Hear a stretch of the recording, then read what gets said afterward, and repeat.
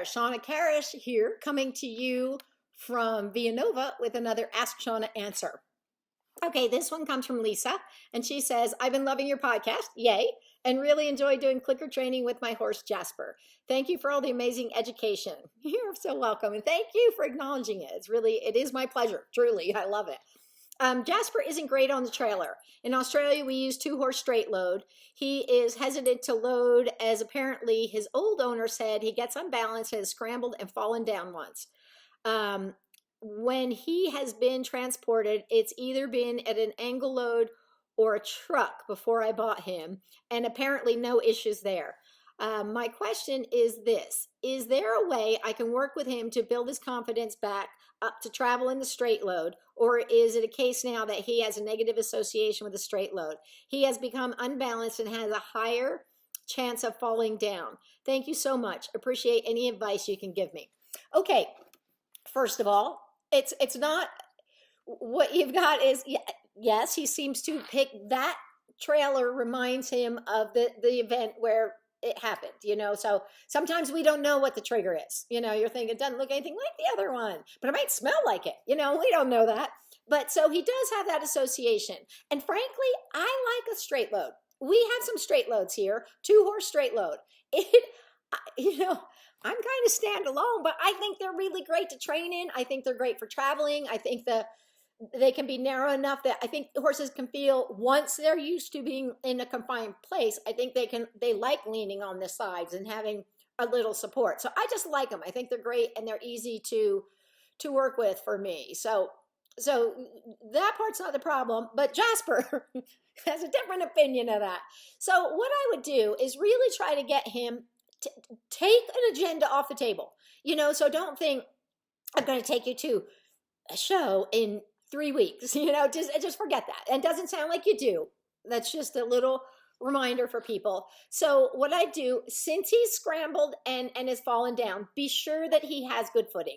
Be sure that there's rubber mats there. Be sure that there's enough shavings that they can be deep and kind of give him tread. Sometimes if it's just a little, they can actually be more slippery. So make sure he has some good footing. So you're doing everything you can to help him have traction and to be able to get a little stabilized there. He is probably a candidate where he'd be better to be closed into one of the stalls. Sometimes with horses, I'll just want to take all the dividers out and have it be like a box stall for him. But if he's fallen down already, you'll have to kind of experiment with it. But sometimes having the sides is more helpful than feeling too loose and lost. So that's just something to consider. If you also have it deep with the shavings or wood chips, whatever you want to call them, because we call them different things in different countries, is be sure they're deep enough that if something did happen, it's not a hard blow. Let's say he did scramble, panic, and things were going great and you didn't expect it, because we never do. We never set him up for that. That at least it'd be softer. So those are things you can do to kind of maximize his environment and really help him to set him up for success.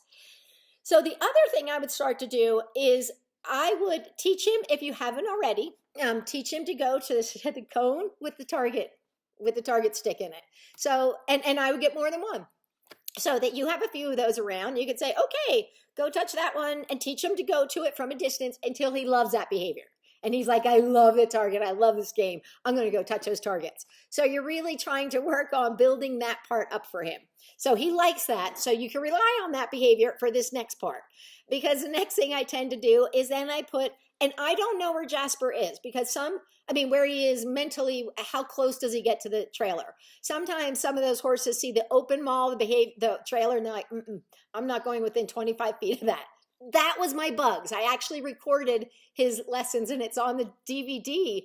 I did it all with like a helmet cam or somebody recording it. And you could see, I went back and looked at the lessons. He used to just rear if he saw it, and he wasn't getting anywhere near it. So, and I had to use a halter lead rope because it's in the back 40.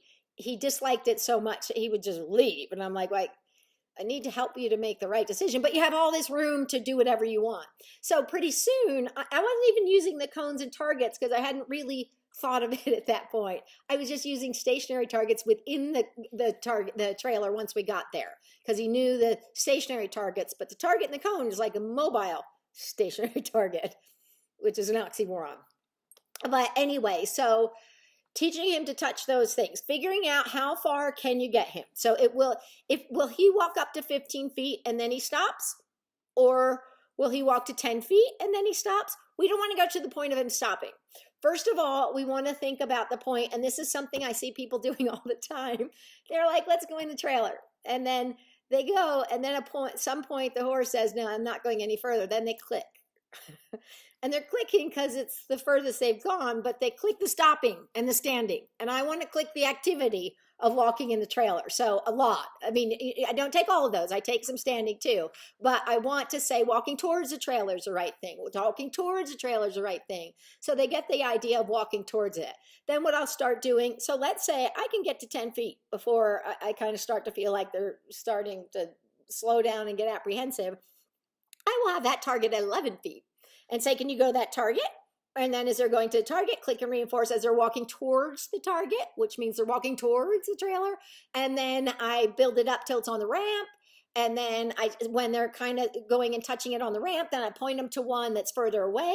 So I'm kind of reinforcing them, also saying, look, I don't even want you in the trailer. I want you to go over that one now.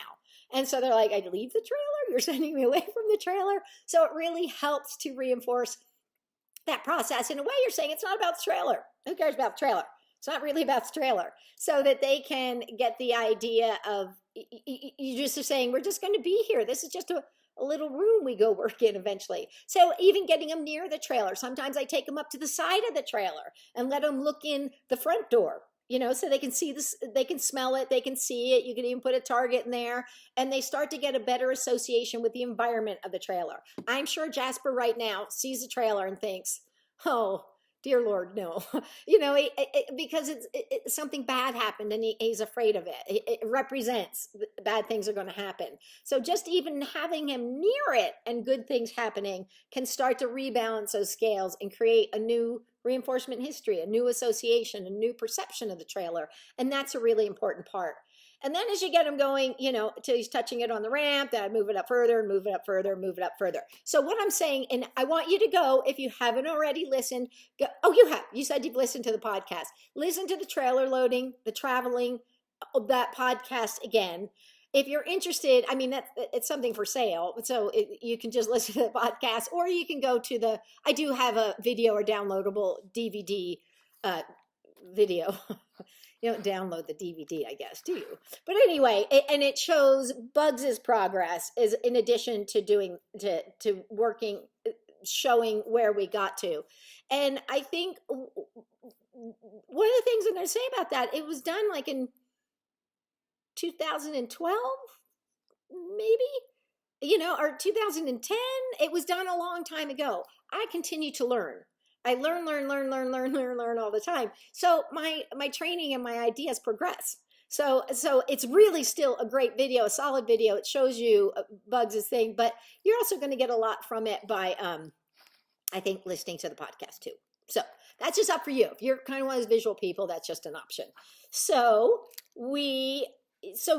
build up and using the lessons that you see from the video or the podcast, or build up his confidence slowly, little by little. A lot of times, even when I get him, and I would make it as wide as can be. So it is like, you can, in this stage, he's not traveling in the trailer. So I just say, you come in, you go out, you come in, you go out. Ideally, if you could, I do it in an arena where he's at liberty, where he can come and go as he likes. And that way he has a choice. And don't go, I'm in here and you're out there and I'm going to wait you out. That's not what you need to do right yet. You just need to say, just come towards me. That's great. And I'm going to be at a place where you can reach me. And then we're going to leave it at that. A lot of times what the horses do, they look at and they think, oh, this is going to be 40 minutes of a battle, and just by going, no, just touch a little bit. That's great. We're leaving. Then they kind of go, oh, that wasn't so hard. I can do that again. And that's what we want. And then sometimes when I do get it in there, I start pointing out the stationary target. I work on lifting their legs. I work on a retrieve. I work on some other fun behaviors. So it's not really about the trailer loading and traveling and all that part yet. It's just saying, get comfortable in this environment. Get to liking this environment. And there's a lot of steps in between. I mean, but from the outset, where you are now, you need to build up a better association. Like I said, sometimes I don't come to it from the back. Sometimes I come to it from the side. and I just walk past the trailer ramp, or the back of the trailer. So there's things you can do that don't strike that defensive chord in him, and try to find those and work there and work around it. And I've also done figure eights and things. But anyway, there's a million ways, many roads to Rome. But I think that for now, you just need to start building up the reinforcement history, utilizing and the association, utilizing those targets, I think is a great way, because you can work on those other places first until he already loves them. And then you start bringing them around the trailer, not even needing to do anything with the trailer. Just go to this one, to this one, to this one. The trailer's just there. It's just an incidental in your environment. And so I think those are things that'll help you to get to a new place. But what I'm telling you is it's not all lost. So I really doubt it. I mean, Bugsy would rear when he saw it. And he was just terrified. And he had a big scar on his face. He's gone now. But he had a big scar on his face. And supposedly that came from rearing and hitting his head on the top of the trailer. So somebody wasn't listening when he said, I don't like this.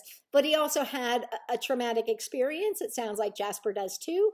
And they all deal with them differently. But I think that I really suspect you can get back to it. So that's my advice for now. And keep me posted. I've talked a lot about trailer loading and stuff, and I think it's a really big subject and a really important one.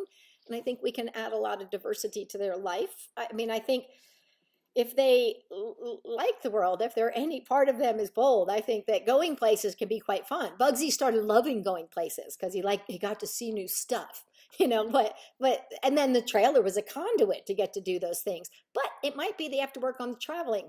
And then it may have to be that you have to work on landing at the new destination. So there's all plans for doing that. Anyway, I hope that helps you, Lisa. It's a big thing, and just be patient. It can just take some time, but put it out of your head. Don't feel like I want to do it in a month. Just think it doesn't matter, whenever. And at some point, I think you're going to see a much more enthusiastic responses start to show up. All righty.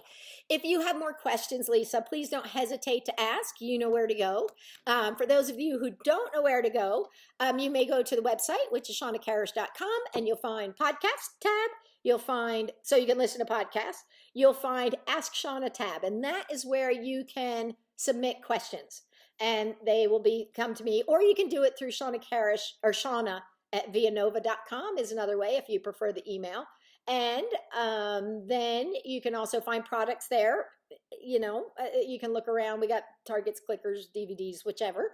And then you're also connected to the Vianova site.